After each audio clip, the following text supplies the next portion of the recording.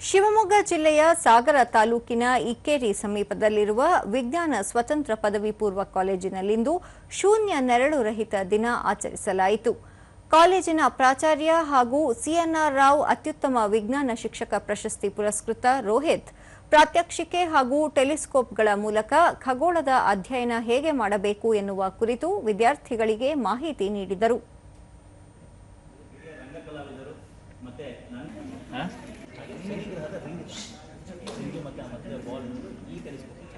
ಇಲ್ಲಿ ಎಷ್ಟೊತ್ತಿಗೂ ಸೂರ್ಯ ಇದ್ದೇ ಆದರೆ ನೇರವಾಗಿ ಸೂರ್ಯನ ಕಿರಣಗಳು ಬಿದ್ದಾಗ ಮತ್ತು ಕರ್ಕಾಟಕ ಈ ಸಂದರ್ಭದಲ್ಲಿ ಖಗೋಳ ತಜ್ಞ ಮಂಜುನಾಥ್ ಜೆಡಿ ಕುಣಿ ಖಗೋಳದ ಕೌತುಕಗಳನ್ನು ಮಕ್ಕಳಿಗೆ ತಿಳಿಸಿ ನೆರಳು ರಹಿತ ದಿನದ ವಿಶೇಷತೆ ಕುರಿತು ವಿವರಿಸಿದರು.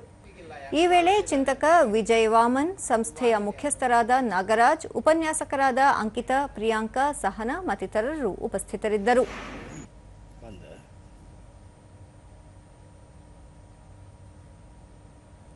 ದೂರದರ್ಶನದೊಂದಿಗೆ ವಿಜಯ ವಾಮನ್, ಶೂನ್ಯ ನೆರಳಿನ ದಿನ ವರ್ಷಕ್ಕೆ 2 ಬಾರಿ ಸಂಭವಿಸಲಿದೆ. ಇದು ಖಗೋಳದ ಕೌತುಕವೂ ಹೌದು. ದೇಶ ವಿಜ್ಞಾನದಲ್ಲಿ ಮುಂದುವರೆದಿದ್ದು ಈ ಬಗ್ಗೆ ವಿದ್ಯಾರ್ಥಿಗಳಿಗೆ ಮತ್ತಷ್ಟು ತಿಳುವಳಿಕೆ ಮೂಡಿಸುವ ಅಗತ್ಯವಿದೆ ಎಂದರು. ಅನೇಕಾರು ಗ್ರಹ ವೀಕ್ಷಣೆಗಳನ್ನು, ನಕ್ಷತ್ರ ವೀಕ್ಷಣೆಗಳನ್ನು, ಈ ರೀತಿ ಶೂನ್ಯ ನೆರಳಿನ ದಿವಸಗಳನ್ನು ಮಕ್ಕಳ ಜೊತೆಗೆ ಅದನ್ನು ಎಕ್ಸ್ಪ್ಲೈನ್ ಮಾಡಿಕೊಂಡು ಕಾಲ ಕಳೆಯೋದಕ್ಕೋಸ್ಕರ ಖುಷಿಯಿಂದ ನಾನು ಬಂದಿದ್ದೇನೆ. ರೋಹಿತ್, ಕಾಲೇಜಿನಲ್ಲಿ ಶೂನ್ಯ ನೆರಳಿನ ದಿನಾಚರಣೆಯನ್ನು ಆಚರಿಸಲಾಗಿದೆ. ಹಲವು ಪ್ರಾತ್ಯಕ್ಷಿಕೆಗಳ ಮೂಲಕ ಈ ದಿನದ ಮಹತ್ವವನ್ನು ವಿದ್ಯಾರ್ಥಿಗಳಿಗೆ ಮನವರಿಕೆ ಮಾಡಿಕೊಡಲಾಗಿದೆ.